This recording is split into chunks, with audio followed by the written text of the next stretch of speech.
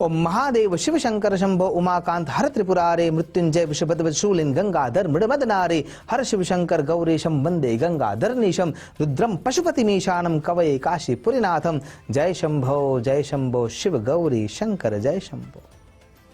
આજનો જે વિષય છે એ એકમેકના પ્રેમના ભાગને દર્શાવે છે। શિવ અને વૈષ્ણવ આ બંનેનો એકાકાર ભાવ જણાવે છે। બંને એકબીજાનું ધ્યાન ધરે છે। શિવાય હૃદયમ વિષ્ણુ વિષ્ણુશ્ચ હૃદયમ શિવ। આ જે એકબીજાના માટેનો જે પરમ તત્વનો લાગણીસભર સ્નેહસભર બંધનસભર જે એકાકાર ભાવ છે એ એટલે શિવલિંગ અને શાલિગ્રામ।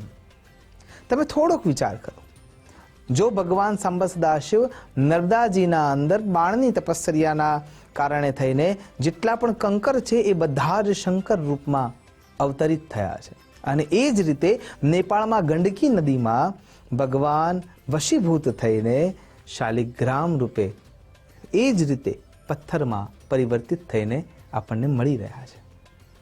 તો જ્યારે શૈવ તત્વ નિર્ગુણ થાય છે ત્યારે વૈષ્ણવ તત્વ પણ નિર્ગુણતાને સ્વીકારી લે છે।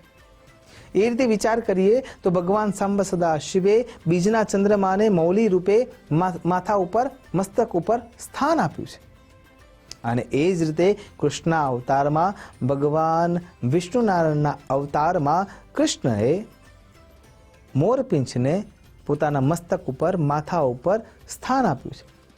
બીજનો ચંદ્રમા જેમ દેખાય છે એમ મોરપીંછના વચ્ચેનો જે ભાગ છે એ બધા ચંદ્રના આકારમાં જ જોવા મળશે। તો કહેવાનો અર્થ એ છે કે એક બીજાની સરાહના કરે છે અને બીજા એ સરાહના માટે અન્ય રૂપે એના સાથે જોડાઈ જાય છે। નિરાકાર રૂપમાં નિર્ગુણ રૂપમાં જો શિવ તત્વ જોવા મળે છે તો એ જ ગુણમાં એ જ રૂપમાં વિષ્ણુ તત્વ પણ જોવા મળે છે। ભગવાન સાંબ સદાશિવ જેને જે પ્રમાણે જે રીતે જે પ્રમાણેનું માપ્યું છે, જે રીતનું માપ્યું છે, જે રીતે વિચાર્યા વિના પણ માગ્યું છે અથવા માપ્યું છે કે આ તત્વ તરફથી મને મળી જશે, એ બધું જ એમને આપી દીધું છે। અને જ્યારે એમને આપી દીધું છે અથવા એ વિદ્યાધર જેવા વિદ્વાન પુરુષના ત્યાં ઘરનું કામ કરવા માટે વેશ પલટો કરીને આવી જાય છે, કેમ કે એની ભક્તિ એ પ્રમાણે છે, એની વિદ્યા એ પ્રમાણેની છે। તો એ જ રીતે ભગવાન વિષ્ણુ નારાયણ અને એમના અવતારોમાં પણ આ ક્રિયા જોવા મળે છે। નરસિંહ મહેતા માટે મારો શામળશાહ શેઠ 51 વાર ખુલ્લા પગે દોટ મૂકીને આવ્યો છે। દ્રૌપદીના ચીર જ્યારે ચોંટાળા તો એ પૂર્વે તો ભગવાનનું પિતાંબર એમના તરફથી દોડવા માટે તૈયાર થયું હતું કે હવે ઉતાવળ કરો। કહેવાનો અર્થ શું છે કે જે શિવ તત્વ આપે છે એ જ વિષ્ણુ તત્વ આપે છે। તો શાલિગ્રામ અને શિવલિંગમાં ફરક શું છે?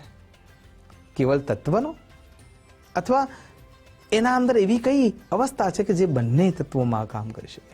માની લો કે ભગવાન સાંબ સદા શિવના વિગ્રહો અનેક જગ્યાએ સ્થાપિત છે, મંદિરો રૂપે એ સ્થાપિત થઈ ચૂકેલા છે, તો ઘરના મંદિરોમાં શાલિગ્રામ ભગવાન સ્થાપિત થઈ ચૂક્યા છે।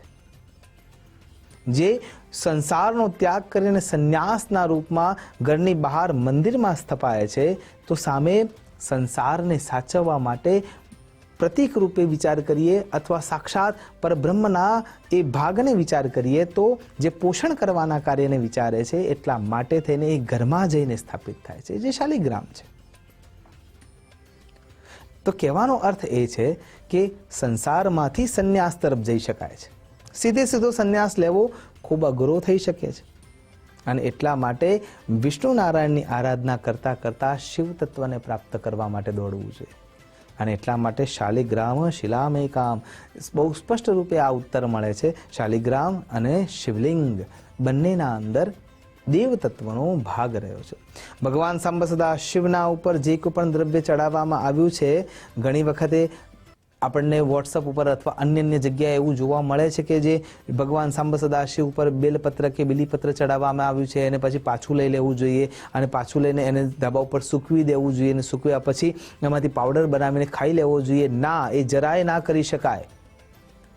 એ તમારા સ્વાસ્થ્યને સુધારવાની જગ્યાએ બગાડવાનું કામ કરશે। કેમ?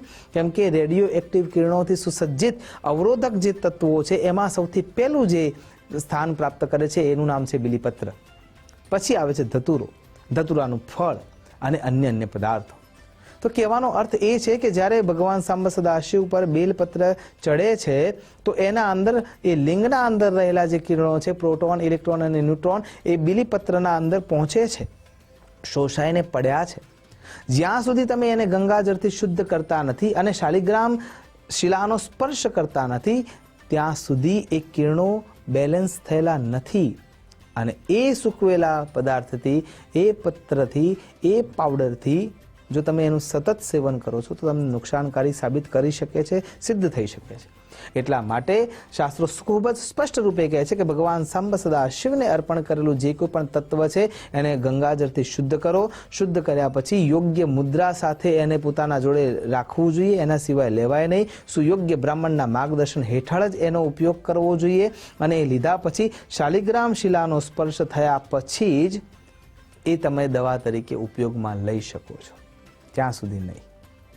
એટલા માટે જો એક શિવલિંગ ઉપર ચડેલું જે દ્રવ્ય છે એને શુદ્ધ કરવા માટે શાલિગ્રામ ભગવાનની જરૂર પડતી હોય તો આ વિચારવું જરૂરી છે કે બંને અકાટ્ય પ્રેમના દ્યોતક છે.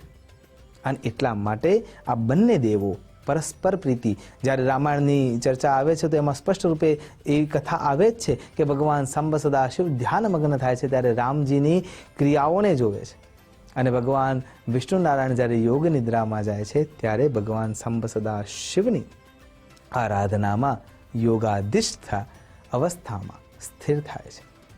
કહેવાનો અર્થ એટલા માટે આ શ્લોક સ્પષ્ટ રૂપે કહે છે શિવાય વિષ્ણુ રૂપાય શિવ રૂપાય વિષ્ણવે. અને પછી આગળ શબ્દો ખૂબ સ્પષ્ટ છે, શિવસ્ય હૃદયમ વિષ્ણુ વિષ્ણુશ્ચ હૃદયમ શિવ.